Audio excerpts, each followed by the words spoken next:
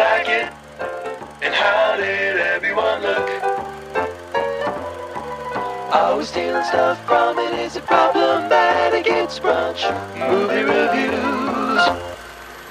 Phantom Thread. What? This is just going to be a fucking Reynolds Woodcock celebration episode, so I guess we should just get out of the way. Phantom Thread is about a dressmaker who is miserable, and he goes through women, but he never lets them get too close to him, but he's just such a dick, and he's so prissy, and he's such a fucking baby, and he always looks great, and fuck if that's not my fucking life goal.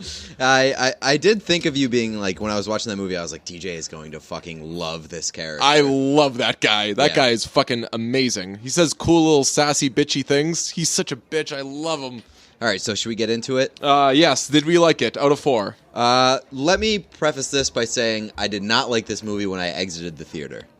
Oh, but it grew on me. Yeah, it was yeah. one of those, the more you think about it, it didn't do a lot for me in the theater, but like it was one of those movies that stuck with me. I had to think about it for a couple of days. The more I thought about it, the more I liked it.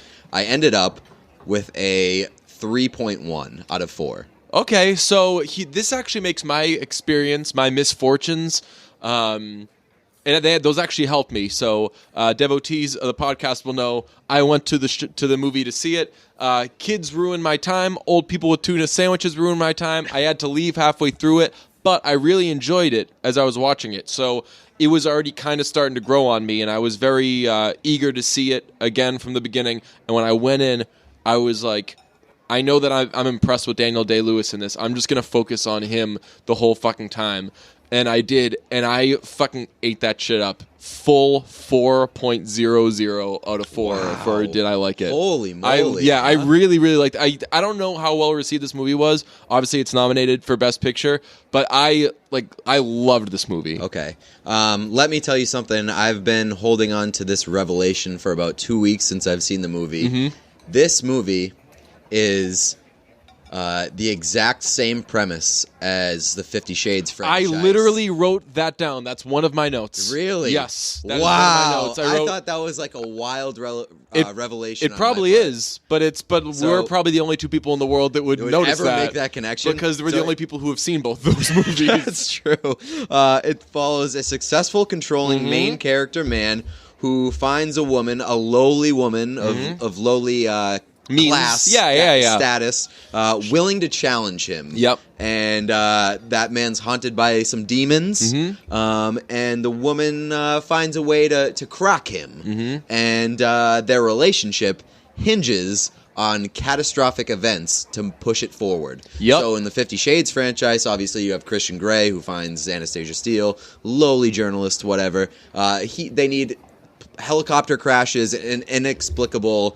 hostage situations. Yes, all those things. To move, and unexpected pregnancies to move their relationship forward. In Phantom Thread, it follows Reynolds Woodcock, who's the fashion designer, and he finds his muse in this woman who's a waitress, and she has to poison him to move their relationship forward. That's cool, man. Like, again, like whatever you're into, as long as it's legal, like by all means, that can't be legal. Trying to murder your spouse can't be legal. But when did you write down this observation? In the aftermath of seeing it. So it was like an after thing. I was thinking about it. Yeah, so like I listened to Paul Thomas Anderson on Fresh Air, and while I was listening to that, I was like, a lot of these things that he's saying could be related to the 50 Shades franchise. So I made the connection at that moment. I wrote it down during their first date. No way. Towards the end of it, because he really, like, once you have that idea in your head, like once you're kind of suspicious of it, it becomes really apparent that that's exactly what this movie is. So he like had like a little bit of. I was gonna write down. Like, this guy's the original Christian Grey, but I was like, I'll just sit on it for a second. Because just the way he was talking to her on the date, and then when he's taking her measurements, he says, "You have no breasts." Yes. And she's like, "Yeah, I'm sorry." And he's like, "No, that's okay. It's my job to give you breasts if I want to." Or like, if correct, I choose to. yeah. And I was like, this guy is Christian Grey. And then, like, you're right. Like, she is totally Anastasia Steele. She's got a little confidence to her. When he challenges her, when he goes at her, like at the breakfast scene and everything, she's always like, there's like a bit of this is just the way he is, but she's also like, he's wrong though. Right. Like this guy is really oddly she doesn't finicky. fault him for it. Yeah. But she's like, this isn't the way that it should be. Yeah. I loved all those scenes where they go at each other, especially where he snips at her. Yeah. When she brings him the tea, he asks, and she does that because his sister does one time, and because he won't let her in, and then the sister brings tea, so she's like, oh, I guess I can be closer to him if I like do little things like this, and he does it, and she does it, and he's like, why the fuck are you here with tea right now? It's late at night, lady. Get the shit out of here. And when she's eating at breakfast, when she's buttering her toast, whose side did you take there? His. For sure his. Yeah. Like, this guy's fucked up, but, like, he's fucked up in a lot of ways with which I can identify. Right. Like, I was like, that's too loud. If I'm trying to do something at breakfast, Yeah. or if I'm trying to do something Anywhere, period, yeah. and somebody is making more noise than they should be Yeah. while doing something, you can absolutely say something. Yeah, a lot of, again, I think maybe he approached it in a little bit of a rude way. Like, just say, hey, can you maybe not butter that so loud? but how she did was he like- say it? How did he say it? You tell me. He said, it's too much noise. It's entirely too much noise. And I can't do a Daniel Day-Lewis. It sounds like a little Christopher Walken accidentally. I don't but know about that, Daniel but he- No, I'm saying mine does. Oh, okay, yeah. okay. I do a better my Daniel Day-Lewis is a better Christopher Walken than my Christopher Walken. But Daniel Day-Lewis fucking murders this shit. He's for sure my Unbelievable. best actor. Absolutely. Yeah. 100%. All right, so full fours. How did everybody look? 100% 2 out of 2. Yes. Not even Yup. close. It was just an absolute lock. The only you don't even have to look past Daniel Day-Lewis. I know. Because Paul Thomas Anderson said this in the interview on Fresh Air. He was like, I wanted to be able to make Daniel Day-Lewis handsome again. Yeah. Because the last time that they Kinda worked mean. together. Well, no. But Oh, well, last Lincoln, time- Darkest Hour, or whatever. Lincoln. Oh, not Darkest Hour. What's it called? There Will Be Blood. There Will Be Blood. Yeah, Like, yeah. covered in oil, just Yeah. like kind of a gross dude. So he was very elegant in this movie. Let me tell you something. You know who would like to be covered in oil? You? Reynolds Woodcock. He does not like butter. He likes true. oil. He says it all the time. I was gonna say you would like to be covered in oil Yeah. in Reynolds Woodcock's bed. No, because he would be like, the bed is too oily. Your thighs are big. Like, yes, I know. I did find it interesting. Wait till you get to my Adam's apple, though. I think you'll be quite pleased with what you see. I did find it interesting that this movie was like an explosive love story, like that completely hinged on emotion and just like these ups and down swings. Yeah. And there was never like a love scene. Yeah, well, that's the thing. Like, I was almost wondering, like, how Do they even right? have Like, are they sex? shtipping? You know, Yeah. because the only time that there's any like real like heat or chemistry there is at dinner. She says she calls him like hungry boy again, and she's like, "Are you thirsty?" And I'm like, "That existed around then." And she kind of pulls him away. So there, I was like, "I bet they did something sexually that but night." like you could for sure see that relationship just being like, Yeah. she's using him for status, Yeah. and like in comfort, and he is for sure using her as like a muse for being like the fashion industry. I must say, I did not give it this full 2 out of 2s. I gave it a 1.6 out of 2. I had to make a heavy deduction because there's a great scene in the beginning of the movie in which Reynolds Woodcock is getting dressed for the day, and he's putting on his clothes, he's brushing his hair. He's got like a fucking like horse brush for his hair. Really exciting stuff, and he wears boxers. And maybe that's just, is that how they Back wore in him? the day? Was that what Like, they did? You didn't really have sexy underwear options if you were a guy back in the day.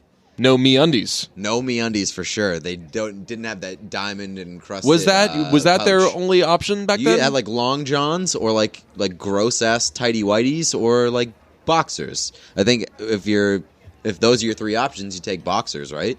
Well, he's not gonna have kids, so he might as well just do tidy whities, right? I don't know. You know what? I'll bump it up to a 1.8. There you go. I'm being I a like little that. harsh. Are we stealing stuff from it? This is For me, I didn't have a lot here. I know that you were going to absolutely try to steal from the character. For me, I had a 0.3 out of 2 because the only thing that I could think of that I would steal in the movie was there's like a for sure awesome GIF I don't know if you can guess what it comes from, but In that movie? yes. What? Where the scene where she decides that she is going to go to the party with or without him, he's sitting in his like lounge or his office, and she just walks out the front door, and there's like a static shot from the perspective of the front door, and it just shows him leaning out from his chair, and he just like pops out into the frame. Oh, yes, yeah. And he like looks Totally and then Pete goes, Rosing. yeah, and then he goes right back, and it's just like such a perfect shot for for like a. Huh? If like you see two people interacting Yes. and you want to like insert yourself in Yes. it, throw yourself in there, Yes. Pete Rose style, I absolutely fucking great. love it, yeah. I want to steal obviously a lot of the things that he said. I'm gonna have to really work on that voice, but just a lot of his characteristics or a lot of things he did are things I'm for sure not gonna steal. But how funny would it be if you did? For example, while on a date. Wiping your date's makeup off her face. How fucking rude is that? I'm gonna steal this, but in a non-flirtatious setting. Order a ridiculously long order, then smile, say, "Let me see," take the pad, and then say, "Are you gonna remember this?" And when they're like, yeah. Rip off the thing, crumple it up, and be like, "All right, because I'm keeping this." What the fuck kind of move was that? That is fucking crazy. He was a really fucking creepy single guy. Oh yeah, Yeah. Like he went. Well, first of all, he went to that restaurant by himself and ordered like everything on the menu. I've done that before. That's not weird at all. Oh, for sure, it's weird. No, it's not. yeah. You don't go to a restaurant by yourself sometimes, especially if you're I on the just road. told you He's I- on vacation. I just told you I went to the bar by myself last right. week. Like, Well, going to a bar by yourself isn't is as different, yeah. 'Cause As you can sit at the bar, Right. But going to a restaurant by yourself and ordering every single thing on the menu and then hitting on the waitress and like being very aggressive about it—that is very, very creepy. It's a little out of control. Yes. A little out of control. But that is something. I feel like that's something that you can get away with when you're like a high-ranking person in society. Right. If you're dressed like that, then It's just like a thing that you know how they say like hot people can get away with anything. Yeah. If you're hot and successful, then you can do a move like that, and people won't think twice about it. Yeah. I'm going to steal the score from this movie and play it at parties because the music in this movie was fucking Did I terrific. not tell you that? I believe that I told you that. Did you? I think that my two favorite scores this year are Darkest Hour and Phantom Thread. I would for sure put Phantom Thread above Darkest Hour. Yeah, I though. go Phantom Thread by a mile. Okay, was it problematic? A little bit. I had some trouble with this one because, like, it's for sure problematic, and there are definitely problematic themes. But I don't think it's pushing it on you as like these are acceptable. Right. Yeah. Like, they're just part of the characters, and like, but at the end of the day, like if you're not happy with a relationship, get out of it. Don't poison somebody. But that was like their Right. thing. That was their thing. Like they got off on that. It worked for both of them. Yeah. So Which, maybe like, work on your relationship. Don't kink shame Yeah. anybody. Yes. Exactly. Like poisoning was their kink for sure. I'm giving it a 0.5 out of 2 because even Exact though same. it's not trying to be problematic, I'm going to copy every fucking thing that Reynolds Woodcock does, and I know that just accidentally some problematic things are going to seep in there. So I'm getting out ahead of this and saying that it's Woodcock's fault. Like I feel like if it works for you, then go ahead. But at the same time, there are definitely more healthy ways to approach having a successful relationship than by poisoning somebody. First of all, she poisons him into the marriage in the first place. Yes. And then, like, once the marriage started to fall apart immediately, like, as soon as they got married on the honeymoon, he was wildly unhappy. It was Right. very much like the,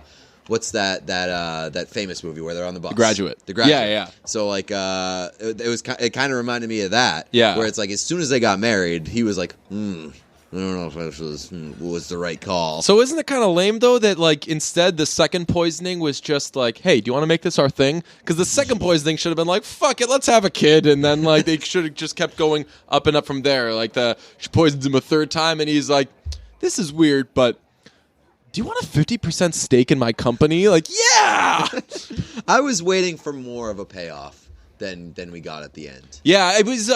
I did not expect this to be a story about a couple who tortures each other to keep going. Right. But I was just so captivated by it the entire way. It really was like an absolutely engrossing And movie. it was gorgeously Yeah. done, and like, I mean, we don't know much about like shooting shit and everything like that, but Paul Thomas Anderson, if it looks good and he's For me, behind it, you're like, yeah, it's good. Yeah, it's probably great. So Let's that's a 0.5 for me as well. add these fuckers up. Okay. I got my score already done. Me what too. Do you got? I have an 8.3 out of 10. That is really high. I'm pretty satisfied with That that. is really high. And mine lands about where I expected it to land. It's a 5.9 out of 10. Oh, really? Yeah, like I liked it, but the fact that I didn't like it when I like first came out of there, it's a movie with complexity and it has layers and like there's a lot to it. Mm-hmm. But it's definitely not one of my absolute favorites of the year. It's just like I think it's one of the smarter and like deeper movies that I've seen this year, but not necessarily the most enjoyable. We'll find out what the dumbass Academy think.